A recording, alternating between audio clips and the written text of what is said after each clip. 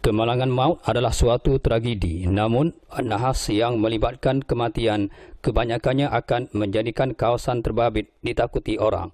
Ini kerana pengalaman beberapa mangsa yang terkena usik sama ada diganggu suara mengilai, menjerit dan menangis, malah kadang-kadang diganggu jelmaan lembaga yang menakutkan turut menjadi igawan tidur sesetengah mangsa. Kejadian sedemikian bukan cerita dongeng, namun khas ngeri apabila mangsa digilis sebuah lori projek pernah berlaku pada bulan Ogos tahun 2009 di kawasan dikenali sebagai Kubur Bongor di Kampung Tuk Sangkut, Pasir Mas Kelantan. Sememangnya menakutkan orang ramai khususnya di kalangan kanak-kanak yang turut disakat lembaga perempuan mangsa nahas tersebut.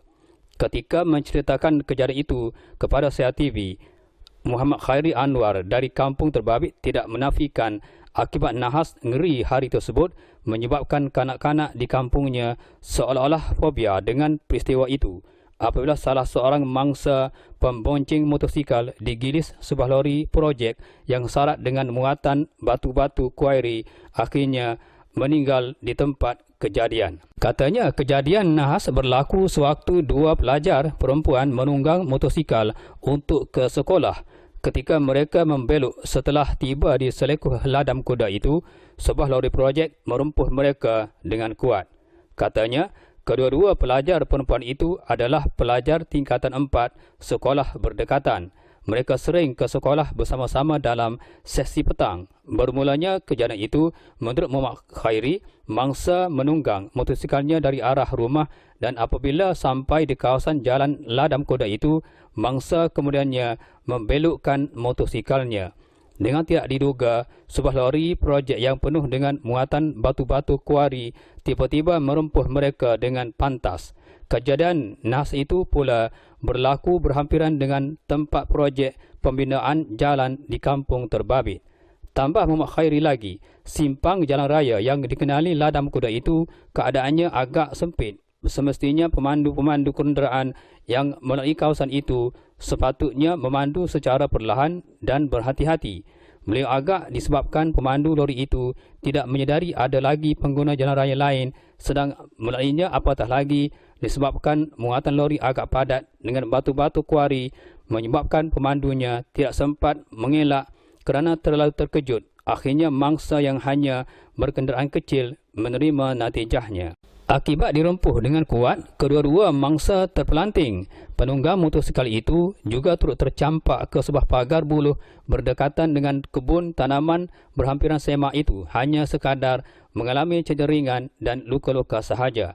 Namun, keadaan pemboncengnya agak ngeri apabila terperosok ke bawah perut lori terbabit menyebabkan tayar belakang kenderaan berat itu telah menggilis sebahagian tubuh mangsa dan menyebabkan mangsa meninggal di tempat kejadian ketika itu juga. Menurutnya, selepas kejadian, mangsa dibawa ke hospital dan kemudiannya dituntut oleh pihak keluarga. Namun selepas seminggu kejadian nahas ngeri itu, orang-orang kampung mula bimbang. Apatah lagi dengan kanak-kanak mula terasa seram sejuk apabila menjelang waktu tengah malam.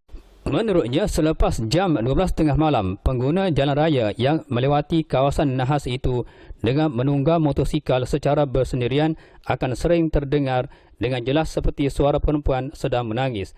Manakala pengalaman seorang warga emas yang pernah memandu kenderaannya di kawasan terlibat memberitahu, tayar keretanya seolah-olah terpijak suatu objek yang agak keras seperti kutulan batu dan selepas itu berlaku hentakan yang agak kasar terhadap keretanya itu. Namun apabila beliau mengundurkan kenderaannya untuk melihat secara lebih dekat objek apakah yang dipijak dan dilanggarnya, didapati tidak ada sesuatu yang merintangi atau menghalang laluannya sehingga terasa sesuatu digilis tayar keretanya itu. Sejak kejadian itu, Muhammad Khairi berkata timbul berbagai reaksi terutamanya di kalangan kanak-kanak. Bagi kanak-kanak yang mengetahui sesuatu yang bakal berlaku setiap kali selepas nahas, pastinya akan sentiasa berhati-hati dan tentunya tidak akan melalui kawasan itu lagi. Sebaliknya, bagi kanak-kanak yang tidak ambil kisah dengan kejadian berkenaan akan sering menggunakan laluan itu sebagai laluan alternatif yang paling hampir untuk ke kampung bersebelahan. Kanak-kanak inilah yang menceritakan kepadanya bahawa mereka mengalami pengalaman yang agak menyeramkan bulu roma kerana diusik lembaga bersuara perempuan yang tidak kelihatan rupa parasnya apabila mereka melalui kawasan terbabit. Setelah mengalami pengalaman diusik lembaga bersuara menakutkan itu, menyebabkan 8 kanak-kanak yang menjadi mangsa usikan itu sering dalam ketakutan kerana itulah pengalaman pertama mereka disakat, walaupun sebelum ini mereka tidak ambil kisah sangat, kononnya tidak apa-apa yang perlu ditakutkan. Jadi sikap tidak ambil peduli kanak-kanak yang menjadi mangsa usikan itu sebenarnya menyusahkan mereka sendiri, dan pengalaman itulah yang mendorong mereka sentiasa berhati-hati. Justru sejak hari itu, apabila kanak-kanak berkenaan ingin ke kampung bersebelahan, terutamanya pada malam hari, mereka akan melalui jalan yang lain kecuali di sebelah siang hari.